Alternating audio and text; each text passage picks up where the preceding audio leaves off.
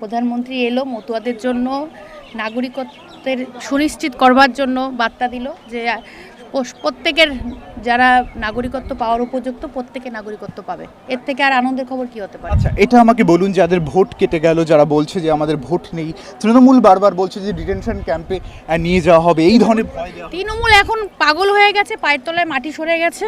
এখন মানুষকে ভুল বোঝাচ্ছে, আর মানুষ এখন ওই ভুলে পা দেবে না। কেননা দেখেছে 15 বছরে তৃণমূলের রাজত্ব, অপশাসনের রাজত্ব, মানে যেভাবে মানুষকে যেভাবে মানুষের মধ্যে সন্ত্রাস ছড়িয়ে দিয়েছে, যেভাবে বেকারদের মেরুদণ্ড ভেঙে দিয়েছে, শিক্ষা ব্যবস্থা নেই, স্বাস্থ্য নেই। ও এখন তৃণমূলের কথা কেউ শোনে না, মানুষ বুঝে গেছে। বাগদার মানুষ কি করবে চান?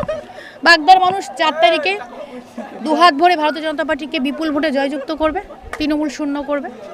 তৃণমূল তো তাদের হেভিওয়েট প্রার্থী বিগত বছরের, আপনারই যে ননদ রয়েছে। হেভিওয়েট কি উনি কি আগে মন্ত্রী ছিলেন নাকি যে হেভিওয়েট বলছেন? হ্যাঁ, নমস্কার। একটা বাচ্চা মেয়েকে দিয়ে তারা পরিচালনা করছে। ওরা তো নিজের রাজনৈতিক বুদ্ধিটা নেই, তো অন্যের বুদ্ধিতে চলছে। আমি মনে করি না উনি হেভিওয়েট কোনো নেত্রী বা নেতা। আপনার স্বামী সাংসদ রয়েছেন শান্তনু ঠাকুর, তিনি আপনাকে এবার ভোটে কতটা হেল্প করছে? দেখুন, যেহেতু উনি স্টার প্রচারক, ওনার পশ্চিমবাংলার সমস্ত জায়গাগুলোতে যেতে হচ্ছে। তারপরে যেটুকু সময় দেওয়ার যেখানে প্রয়োজন সেখানে উনি যাচ্ছেন। আমি একাই মোটামুটি সমস্ত জায়গায় মানুষের কাছে, মানুষের বুথে বুথে পৌঁছে গেছে। মানুষের আশীর্বাদ দুহাত ভরে পাচ্ছি, কারণ মানুষ চাচ্ছে এখন পরিবর্তন। সামনে বিজেপি সরকার আসছে, এই কেন্দ্রীয় সরকার ও রাজ্য সরকার যৌথ উদ্যোগে রাজ্য সুন্দরভাবে সুশাসনে প্রতিষ্ঠিত হবে।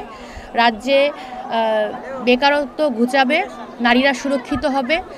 সাধারণ জনগণ এখন তৃণমূলের থেকে মুখ ফিরিয়ে নিয়েছে। এটা বলুন, 2026-এ পরিবর্তনের জন্য প্রধান ইস্যু কি রয়েছে রাজ্যে?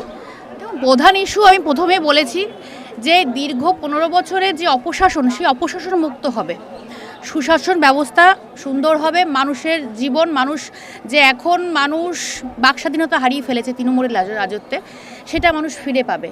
মানুষ সুন্দরভাবে, পশ্চিমবাংলা এত সুন্দর একটা আমাদের পশ্চিমবাংলা, সেখানে কোনো রকম মানে কারোর স্বাধীনতা নেই। যে একটু মুখ খুলবে তাকেই সরকারকে এমনভাবে তারা দলদাস বানিয়ে ব্যবহার করে চলেছে, তো সেই মুক্ত হবে সমস্ত কিছু।